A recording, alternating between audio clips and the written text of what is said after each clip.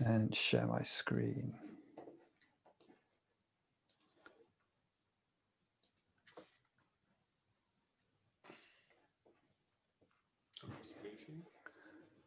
Okay, I think we're all recording and everything.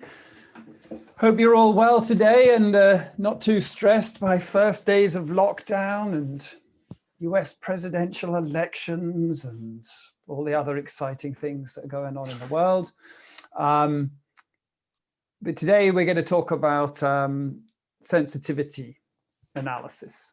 And this is kind of an interesting subject because it's sort of like if you have like a big simulation of the type that we've talked about, very often you might be interested in what the important inputs are to that simulation. So if I'm running my simulation and I'm varying things around, how is my output varying according to my input?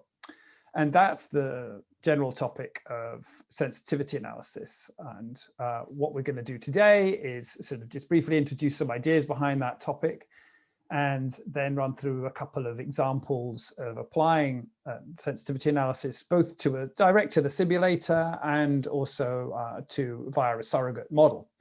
So there's a nice paper from 2009 describing how you do this through a surrogate model. But I think once you see the MuKit loop, you'll just see, okay, we're just doing it in the standard way using the emulator.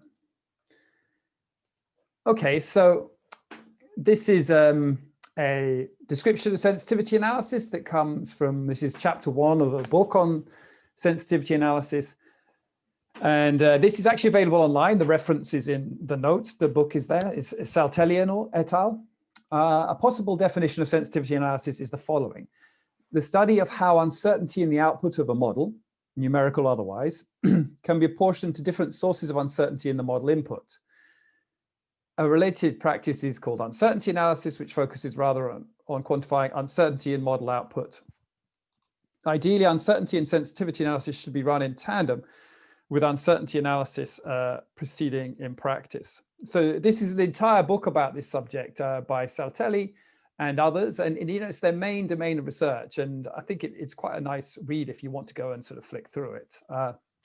But for our purposes, since we're only doing sort of 40 minutes or so on the subject, what I want to introduce is sort of two main concepts. So if you're thinking about how outputs vary with inputs, then if our simulator function is g of x, then the output of the model is going to vary locally according to the gradient of x with respect to one of the inputs. So what I'm showing you here is the partial derivative of the simulator, which is something we could certainly look to estimate. That's not what we're going to do today, but just to give you a sense of where this might be useful, you can sort of think of some of these models that are being used to explain what's going on in neural networks as local sensitivity analysis. So you find the operating point of the model, which is your model input. You compute the gradients of the output of the model. In g of x, this would be a big fat neural network in this case,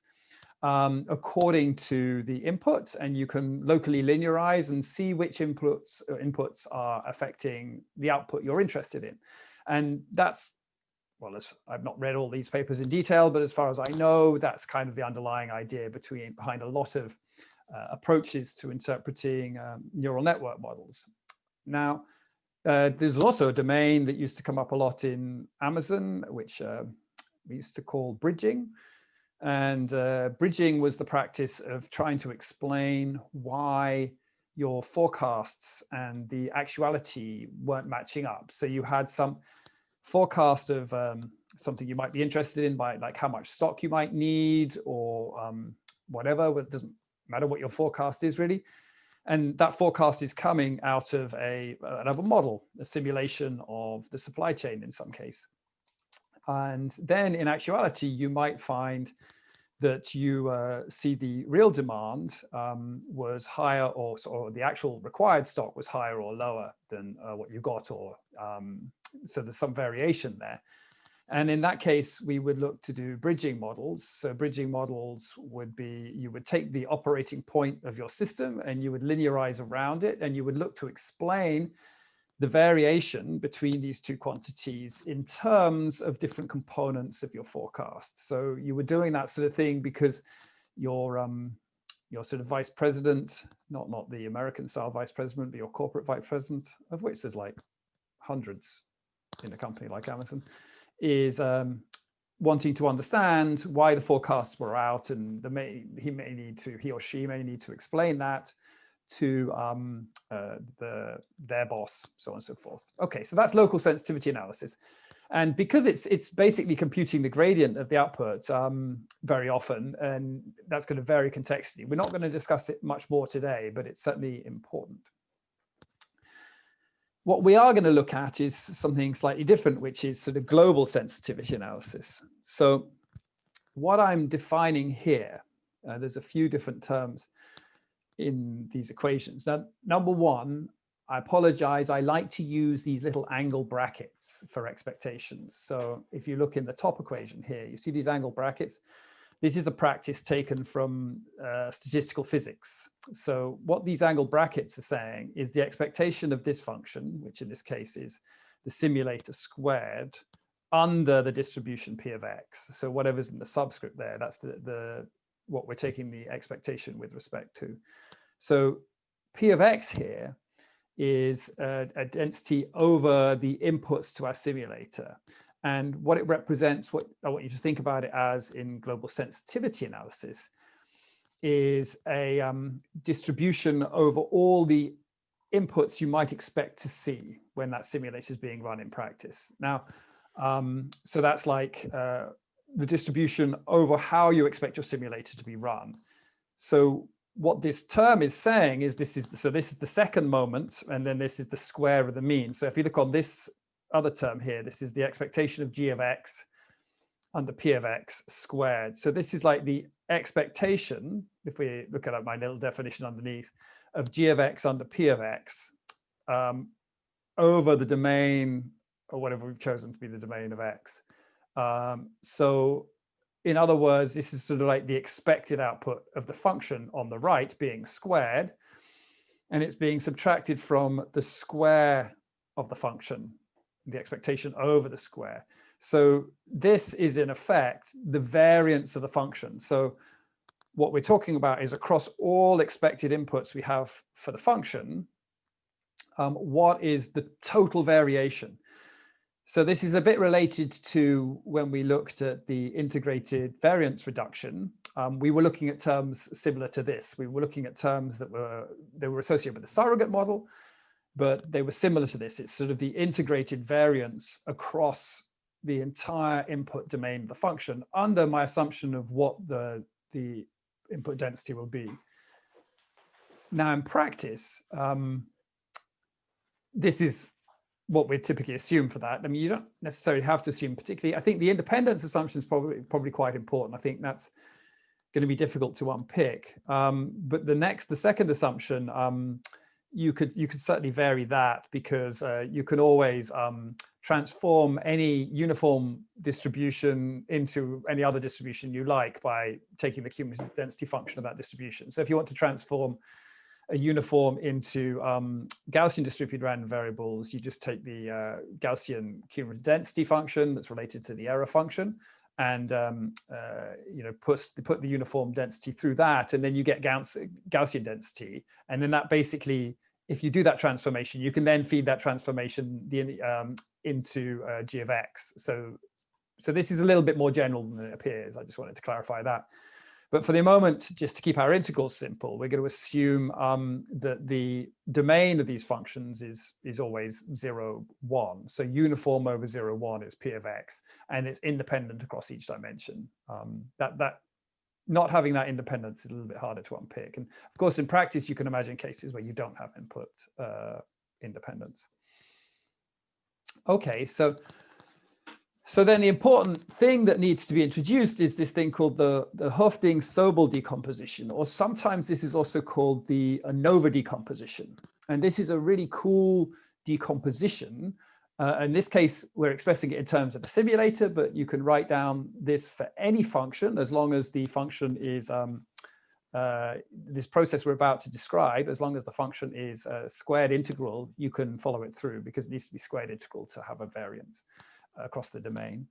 And what this is saying is that I can decompose my simulator function into a set of sort of unknown functions, which is of the form g of 0 plus the sum over all p inputs. So I just need to let someone in the waiting room. It's plus the sum across all p inputs of some functions that are a function of individual inputs. So here, this g0 isn't a function of anything, right? It's not dependent on x at all. But then we've got a sum of terms where each of these terms, so there's p of these terms, and each term is a univariate function where the relevant input to that univariate function is one of the input dimensions, right? So these are what we would call the first order terms. The second order terms, and here the sum you don't need to do, obviously, because there's all the terms xi and xj. If I reverse these two around, those terms are the same. So the sum's only over from where I is less than j, where you get the second order terms, where you're just looking for component parts of the function, which are a function of two of the input variables. Right, and then the Sobol decomposition continues to consider all possible combinations of the input variables. So the last term in the Sobol decomposition is basically a function of all input variables, but it's not the same of this thing on the left because obviously it's had all these other parts removed. So when you look at this, what you can immediately see is you've kind of got interaction terms. So you've got a bunch of terms where you've decomposed your function into some parts that are not dependent on anything, some parts that are dependent on individual features, some parts that are dependent on sort of combinations of two features, three features, so on and so forth. Obviously, you end up with like 2 to the p terms in here, so you can't always do this expansion. So just a notation of what those terms then look like. Well, that first term is just the expected value of the function over the domain. So g0 is just the integral of g of x, our simulator, over all the inputs I expect, right? So we already saw that before, but here the notation we're using is g0. Then you can recursively compute the other terms, right? So the next term, these sort of first order Sobol terms, are given by integrating over all the inputs of g of x, yeah, here, under this distribution p of x not I. So what is that? That's just the marginal distribution of p of x with the relevant component taking out. Now, since they're independent, that just means dropping that, you know, this is a trivial integral because we've assumed p of x is independent. So it's just the product of p of x subscript I across all variables, not including I. So in other words, this integral, this expectation here is integrating over your expected input. You're trying to integrate out every single other input apart from the one you're interested in. Kind of makes intuitive sense, doesn't it? But then you subtract g of 0 from it. Okay. Now, the other terms are built in a similar way, but they have to be built recursively. So to sort of, and I'm only showing the sort of second order terms, but the third order terms are sort of similar, just expanding out. So just in response to Chuan, the G0, G1, G2, G12, they are different to G, but when you add them all together, they form G, right? So there are a set of functions that are definitely different functions to G, but they're a sort of basis for G. So it's like a new basis. So here's G, and here's all these different component bases of G, okay? So that's G of X is the original function, and all these G of zeros, notice they're always added together. all these g of zeros are forming a basis from which we can form g of x. But the interesting thing about this basis is we're decomposing it in such a way that you've got components of the basis are functions of only one input because we're integrating out the other inputs, yeah? And other components of the basis are functions of only two inputs. Yeah, makes sense. So, this integral sign shouldn't be here, sorry. I thought I deleted that because the expectations in here already. So no, yeah, please ignore this integral here. So at the bottom here, then we've got this second order term. So ignore that integral there. This expectation is the expectation of g of x under everything that doesn't include the ith and jth variable, right? So we integrate out, we marginalize out all variables except the ith and jth, and we leave them in. So that becomes a function of g of xi and xj. But then also we take the previous functions from before and subtract them off, right? So we subtract off g, if we were doing g1, 2, we then subtract off g1 of x1 and g2 of x2 and g0. Yeah. Okay, apologies for that extra integral sign.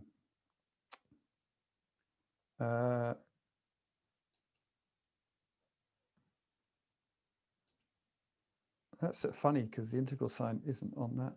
There's something funny about why that integral sign's appeared there. Sorry. Okay, good. Right, now this is the important bit.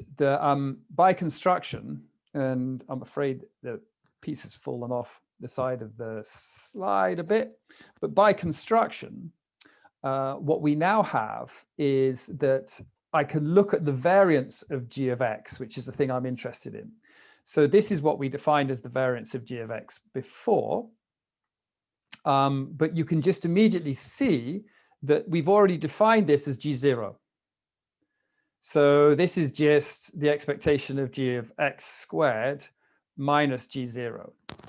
Now, the thing that might not be obvious, and I'm not going to go into the details for the moment, but you can think about in your own time, is that the way that this is constructed is this is an it's sort of got an orthogonal projection such that if you take g of x squared, well, obviously you get a g0 squared term, and that's certainly non-zero, but that's subtracted off. That's the first thing subtracted off when you take the variance term. And sorry, when you take the mean squared off, that just disappears.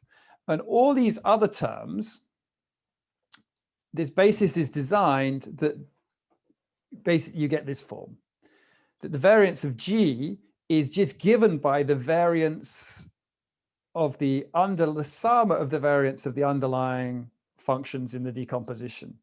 So so that's the first order terms, the variance of the first order terms, plus the variance of the second order terms, and the thing that's fallen off here is plus the variance of the third order, fourth order, so on and so forth, until you've got all the terms. And this is the key idea behind global sensitivity analysis, because the sum of these variances, if you remember, variances are additive in that sense. Like, so it's quite a common thing to do to try and look at a function and decompose it in terms of the source of its variance. And this, if you're a statistician, you may well have heard of something called ANOVA, analysis of variance. And in an ANOVA, what you're trying to do is you're trying to look at some output you've got and sort of say, okay, what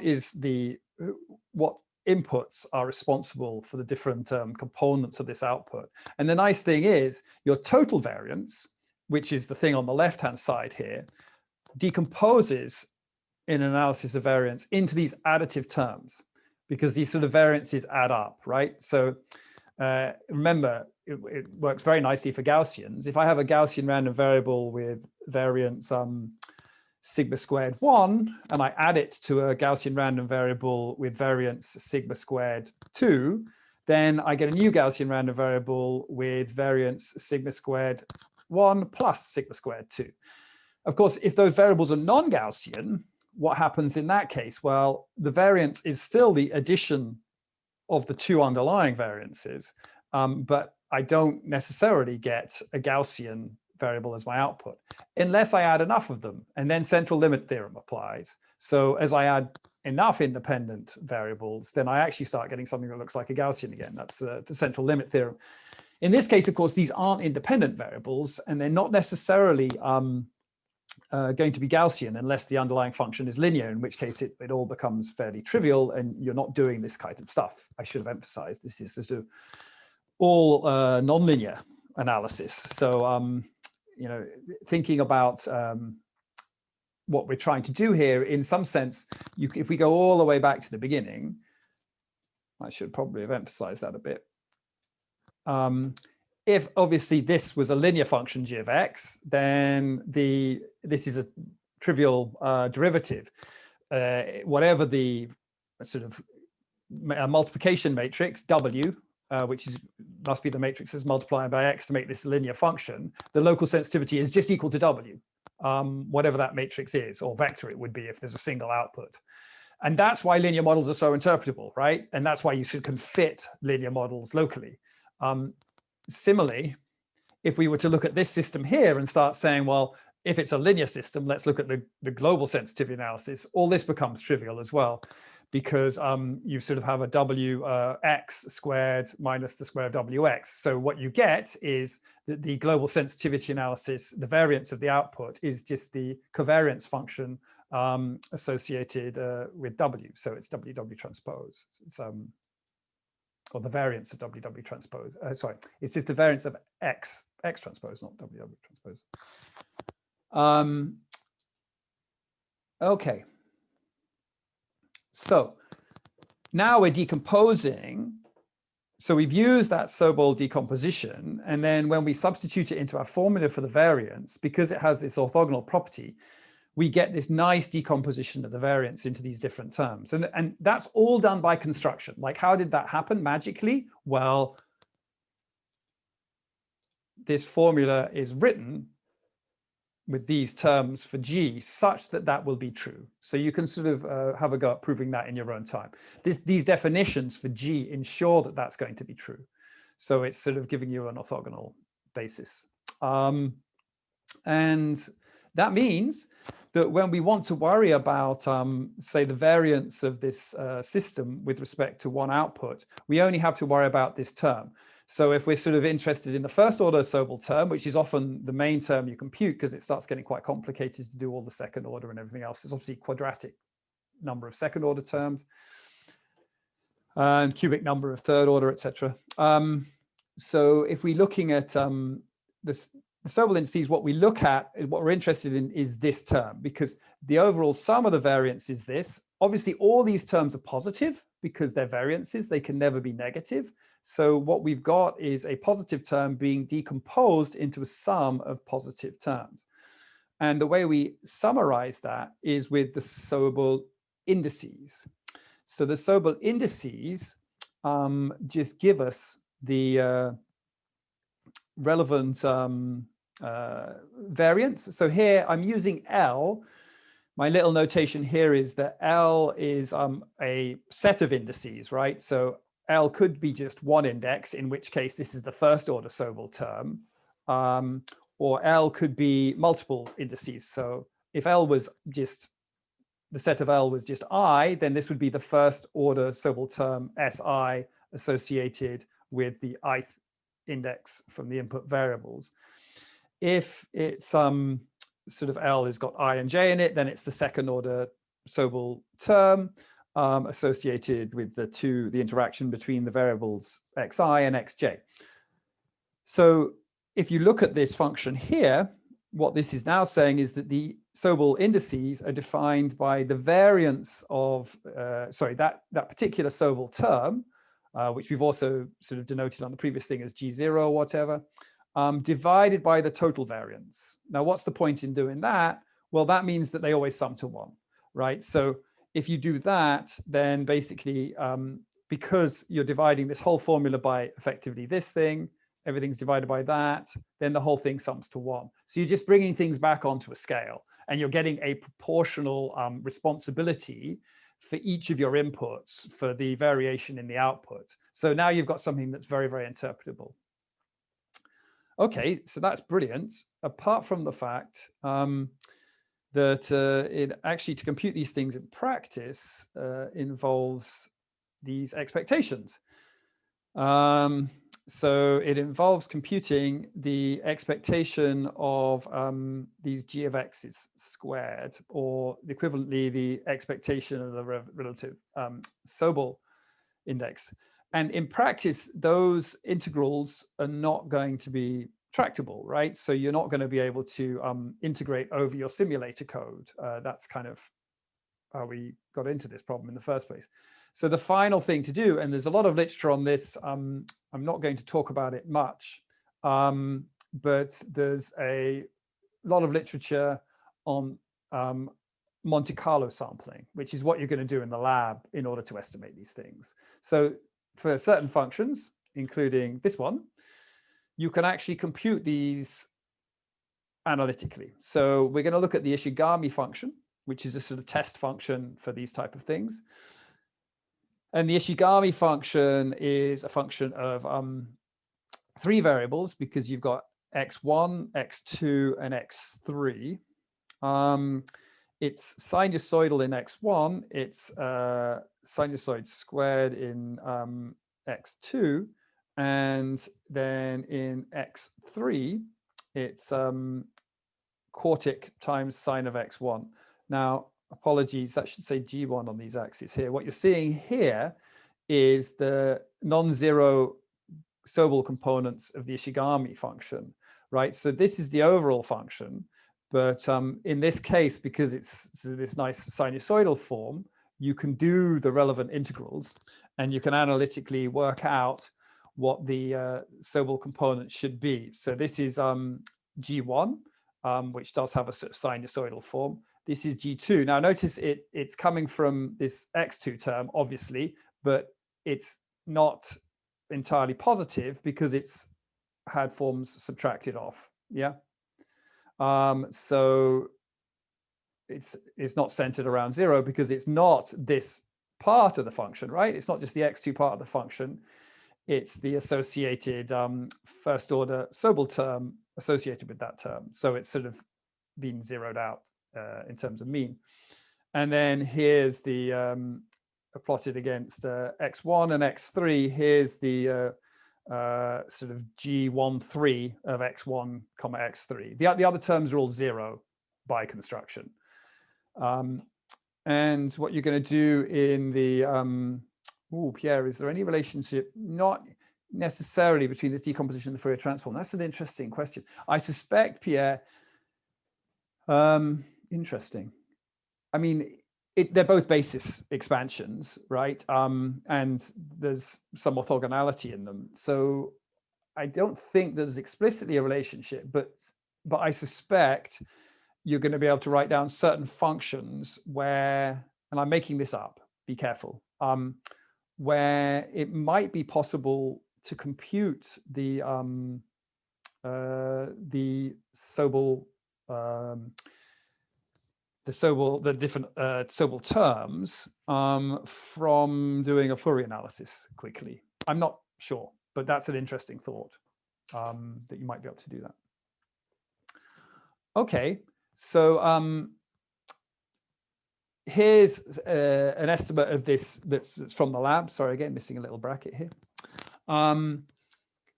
It's funny how you only see these things when you're then giving the lecture slide. So there's missing bracket on the bottom of the denominator there. So in the lab, what you're going to do is, first of all, you're going to do a Monte Carlo approximation. So you've got access to the Ishigami function. It's obviously not a slow function to compute. In fact, your Gaussian process fit to this is going to be slower to compute probably than that. So you can apply sampling techniques, Monte Carlo, to compute these integrals directly. But since we know the true underlying form for the Sobol indices, you can see in orange, here's the true Sobol index. for the x1. Here's the true Sobol index for x2. The true Sobol index for x3 is 0. We're not showing here the second order term between x1 and x3, right? So across these different terms, you're seeing the true, and then you're seeing the Monte Carlo estimate that's taken from just approximating those integrals with 10,000 Monte Carlo samples. Now, Sobol himself worked on model-free methods of experimental design that try and improve those Monte Carlo estimates. And we've talked about a little bit about Latin hypercube sampling, these various approaches to sampling, which we would call quasi-Monte Carlo, because they're not pure random variables. They're random variables that are designed to be sampled in such a way to improve the estimates. But here in the lab, you're just sampling randomly. So it's classical Monte Carlo to estimate those integrals. Now, similarly, there's another thing that you could look at. So in effect, these first order Sobol indices should all sum to 1. The reason they don't is because we're missing the x13, right? So that we're only looking at the first order interaction terms. So I'm not sure if you can make it out on your screens, but approximately speaking, or maybe exactly, I'm not even sure, the Sobol index for first order Sobol index for the first input variable is 0.4. So 40% of the output variance of the Sobol function is explained by x1. So let's just have a look at the Sobol function again. Yeah, that kind of makes sense, doesn't it? Because look, x1 is sitting both in the 1,3 term, well, and it's sitting in the sine x1. And the sine x1 term is going to go from 1 to -1, whereas I suppose the sine squared term over x2 is only going from 0 to 1. So it's not surprising now when we inspect this function to see that the dominant part of this function is coming from x1. Then x2 is smaller, so that's only 30%. So that must mean since x3, the Sobol coefficient associated with x3 is 0, the remaining influence on this function, so this is around about 0.3. So there's about another 0.3 of variance, which must be explained by the interaction between x1 and x3. So that's what you're seeing, analytically in the orange, but then you're also seeing Monte Carlo estimates from 10,000 samples, trying to give a best guess at what those functions, what those values are. Okay, beyond that, you can also look at what's called the total effect. So it's really hard to compute the all order terms if P is if it's a high dimensional system, so P being the data dimensionality. Computing all order terms is a recursive computation. I've given a citation to a paper that looks at ways of doing this, but in general, that's it's a sort of not a tractable computation. So computing all the different orders of terms is a bit of a headache. But what you can compute very quickly is the total effect from any given input. So the first order Sobol isn't taking into account the total effect, right? Isn't taking into account the interaction terms. So you sort of think, oh, well, why is x3 0 here? When we look at this function, x3 is it has an effect, right? But it only has an effect through this interaction, okay? x3 plus x1. So that when you're looking at the total effect, you combine the interaction of x1 and x3 with the effect directly coming from x1. Okay, so that's also something of interest, because if you just look at the first order terms, you're not understanding what the influence of that term is through its interaction with other terms. So these two things together are quite an interesting and informative pairing, because we see x3 has no, on the right here, it has 0 effect in the first order term. But when we look at the total effect, it does have an effect on the function, which is coming from the x1, x3 term, which actually we inferred from last time must be around about 0.3 because it's the only other non-zero in this sum, and the total sum was 1. So you can see that indeed now the total effect of x3 is the sum of x1 of x3's first order term plus all other terms. Now in this case, all other terms is just the second order Sobol term associated with x1, x3, and that's around about 0.3. Similarly, we can see on the left now that same effect is being added into x1 here, right? So before it was around about 0.4, but now we're adding in the effect from the x1, x3 term. And these can be estimated easily using Monte Carlo or quasi-Monte Carlo. The x2, of course, doesn't change because there was no interaction term involving x2. Okay. Right. So that's actually doing all of this experimental design, this sensitivity analysis directly on the simulator. There's a paper that does what I hope you would all think is now the obvious thing, given your experience so far.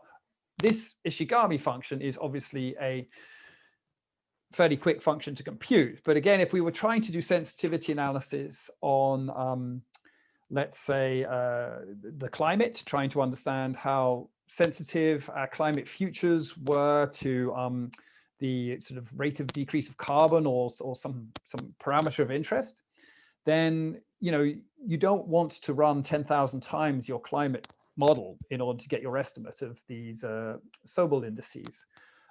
So what instead we're going to do, as I hope you all would guess, is fit a Gaussian process to the simulator and then do the Monte Carlo sampling on the Gaussian process. And you're going to do this, well, in the worksheet, you've got the code for doing this. And here what you're seeing is the, I think this must be the, this is the first order Sobol indices, computed the truth, the Monte Carlo estimate, and then the estimate coming from the Gaussian process.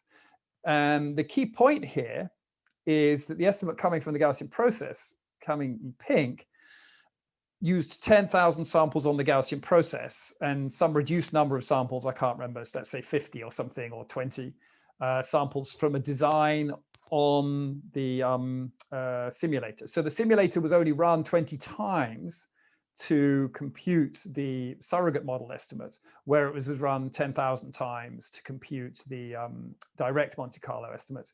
So the surrogate operation here is to do your Monte Carlo on the Gaussian process instead of on the simulator directly. Similarly, here's this total effects, and you'll see those in your lab class. Now,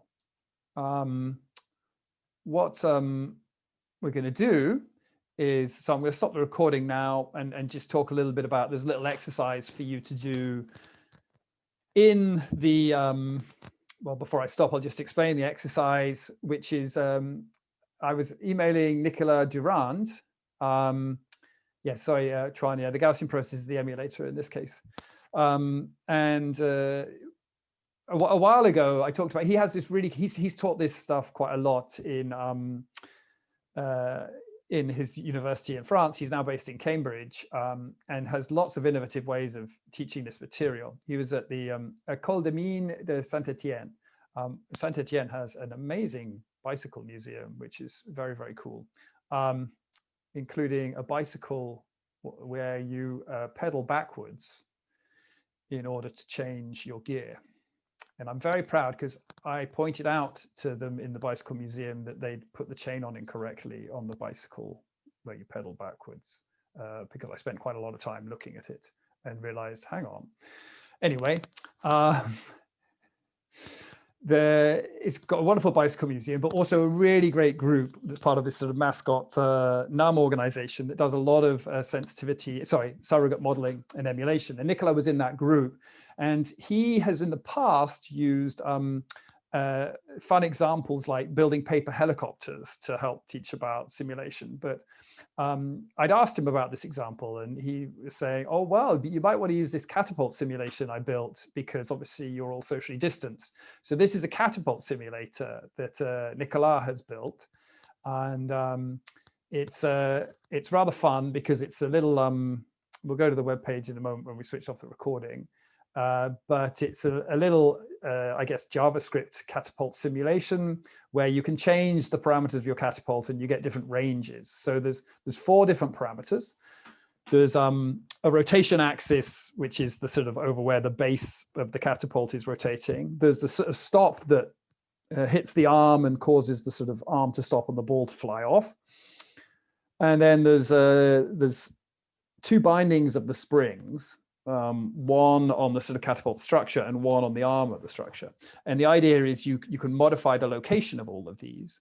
And one thing you could certainly do with this is sort of maximize the range of the catapult. Now, we're not going to quite do that. We're going to do some sensitivity analysis on the catapult. We're going to sort of work out what the important parameters are in getting your catapult range.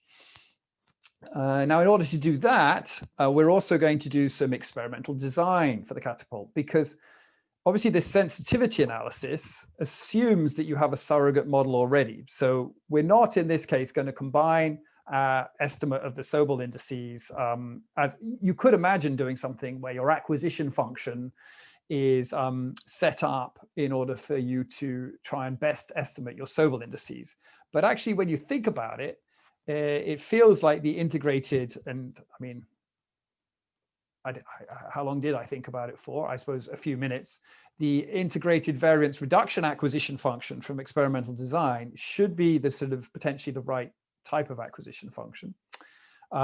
So in the lab, you're going to do, or sorry, in the worksheet, you're going to do some experimental design for the catapult, where you first build a experimental design loop. You initialize it with some model-free design. So you could use any of these methods. You actually just use random design in the worksheet.